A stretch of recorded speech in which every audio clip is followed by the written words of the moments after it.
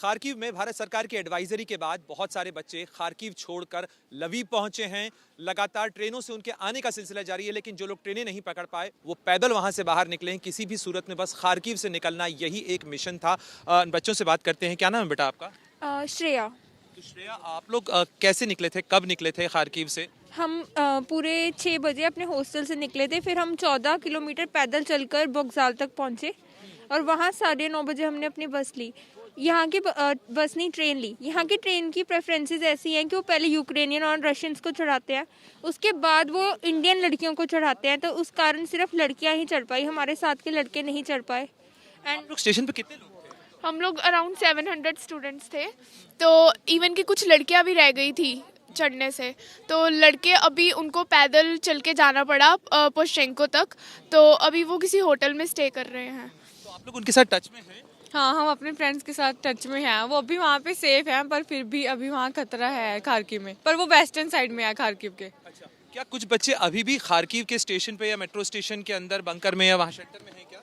Almost sir नहीं, सभी आ गए हैं वहाँ से वेस्ट साइड पे खार्किव के। और ट्रेन में जो 4 बजे की एक ट्रेन थी, क्या कोई बच्चा ट्रेन की 4 बजे की ट्रेन में चढ़ पाया? नहीं, उसमें प्रेफरेंस मोस्टली यूक्रेनियंस को दी, इंडियंस को कोई चढ़ने नहीं देगा। क्या नाम है आपका? साक्षी, लुधियाना, पंजाब। हाँ जी। अब क्या यहाँ से जो गर्ल्स हैं वो सारी वो सब इकट्ठा होके फिर आप लोग बॉर्डर की तरफ जाएंगे? हाँ जी, हम पोलैंड बॉर्डर की तरफ निकल रहे हैं, तो अभी हमने टैक्सी करवाई है, तो हम कुछ काफ़ी 20-25 गर्ल्स हैं, तो हम इकट्ठे निकलेंगे साथ में ही। तो ये जो खबर आ रही थी कि कुछ बच्चों को वहाँ हॉस्टेज बनाया गया है, हालांकि सरकार ने मना किया कि ऐसी कोई सिचुएशन नहीं है। आप चूंकि वहाँ से आ रहे हैं, उसी स्टेशन से आ रहे हैं, क्या ऐसी कोई स्थिति थी? नहीं, होस्टेज किसी को नहीं बनाया गया, बस जो बच्चे खार्किव में रह गए थे क्योंकि अलर्ट हो गया, हाई अलर्ट हो चुका था, वो लोग पैदल चल के बॉर्डर एरियाज पे आ गए, खार्किव सिटी के बॉर्डर एरियाज में, और वो होटल्स में रुके हुए हैं और वहाँ से अब वो निकलेंगे, अब पता नहीं, उनसे इतनी चीत नहीं हुई है, बट होस्टेज कोई नहीं है। वहाँ बम्बार्डमेंट भी हो रहा था, क्या आप लोगों ने देखा उस समय में? जी, हम जैसे ही रेलवे स्टेशन एंटर हुए, हमने 3 बॉम्ब्स की आवाज़ सुनी और हम सब हमारे ऊपर, एक बार तो हमें लगा कि ये बिल्डिंग हमारे ऊपर ही गिरेगी, तो फिर हम नीचे बेसमेंट में जाके छुपे। बहुत डरावना सीन था वो। क्या नाम है आपका? श्रेया सिंह। हाँ जी, मैं कैथल हरियाणा से। हाँ जी, हम अपने हॉस्टल से फ्लैग्स लेके पूरा हमारा निकले थे, हम सभी बच्चे निकले थे 700 के करीब। जैसे ही हम वहाँ पे पहुँचे, मेट्रो स्टेशन पे पहुँचे, तो रेलवे स्टेशन पे पहुँचे, वहाँ पे बम गिरने से। फ्लैग रखे हुए हैं आप लोगों ने? मोबाइल के वॉलपेपर हमारे फ्लैग्स के हैं सभी के। हाँ जी, पावर ऑफ कर रखा है। ये सब केवल इसके लिए कि अगर कभी कोई पूछता है, चेकिंग होती है, तो आप लोग बता सकें कि हम इंडियंस हैं। ये हमारे वॉलपेपर पे ऐसे फोन रखने की एडवाइजरी दी गई है। हम हॉस्टल से भी इंडियन फ्लैग लेके ही निकले थे। हम जब 700 बच्चे थे, सबसे आगे फ्लैग लेके एक बच्चा निकला था। रेलवे स्टेशन पे भी फ्लैग लेके खड़े हुए थे इंडिया का। और वो कह रहे थे इतनी भीड़ कहाँ जा रही है, तो फिर उनको जब फ्लैग देखा तो उन्हें पता था कि ये सारे इंडियन नेशनैलिटी के हैं, तो वो हमें जाने दे रहे थे आराम से। ये बहुत प्राउड का मोमेंट था कि हमारे फ्लैग की वजह से हम बच के निकल रहे हैं, कि इसमें इतनी पावर है। ये फ्लैग हम सभी बच्चों को सेफली लेके जा रहा है। बहुत प्राउडली मोमेंट था हमारे लिए। आपके जो दोस्त वहाँ पर हैं अभी, जो रुक गए हैं, उनके पेरेंट्स अगर देख रहे होंगे तो उनको क्या कहना चाहेंगे?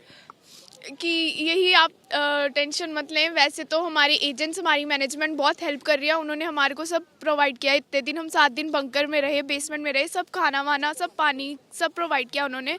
तो अभी भी वो पूरी कोशिश कर रहे हैं कि जल्दी से जल्दी उनको निकाल लें।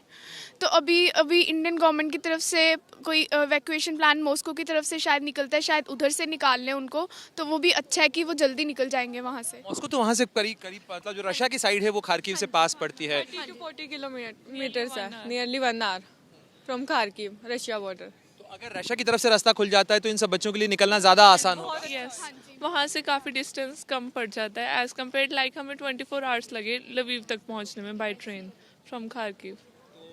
बस अब एक ही चीज़ है, जल्दी से जल्दी घर पहुँचना है। पहुँचना है हमें जल्दी से जल्दी। आप देख सकते हैं इन चेहरों के ऊपर थकान ज़रूर है, लंबे सफ़र की थकान है। इस मैदान जंग में जिस तरीके के हालात इन बच्चों ने देखे हैं, शायद ज़िंदगी में कभी इस तरीके की स्थितियों की कल्पना भी नहीं की होगी कि पढ़ाई के लिए यहाँ आए हैं और अपने आसपास बम फूटते हुए देखने पड़ें। तो निश्चित रूप से ये अपने आप में इनके लिए एक बहुत मुश्किल अनुभव है, लेकिन एक सुकून है कि झंडे तले यहाँ पहुँच गए हैं और अब यहाँ से जल्द से बॉर्डर क्रॉस करके अपने घर पहुँचना चाहते हैं। इन बच्चों के साथ में इन तमाम बच्चों को बहुत सारी शुभकामनाएं कि ये जल्द से अपने घर पहुँच सकें और इनके माता पिता के पास पहुँच सकें, और साथ ही वो बच्चे भी पहुँच सकें जो अब तक खार्किव के आउटस्कर्ट्स के या बाहरी इलाकों के अंदर मौजूद हैं और कोशिश कर रहे हैं कि वो जल्द से जल्द वहाँ से निकल सकें और अपने माता पिता के पास पहुँच सकें, अपने देश अपने वतन पहुँच सकें। कैमरामैन मुकेश के साथ प्रणय उपाध्याय, लीव, एबीपी न्यूज़।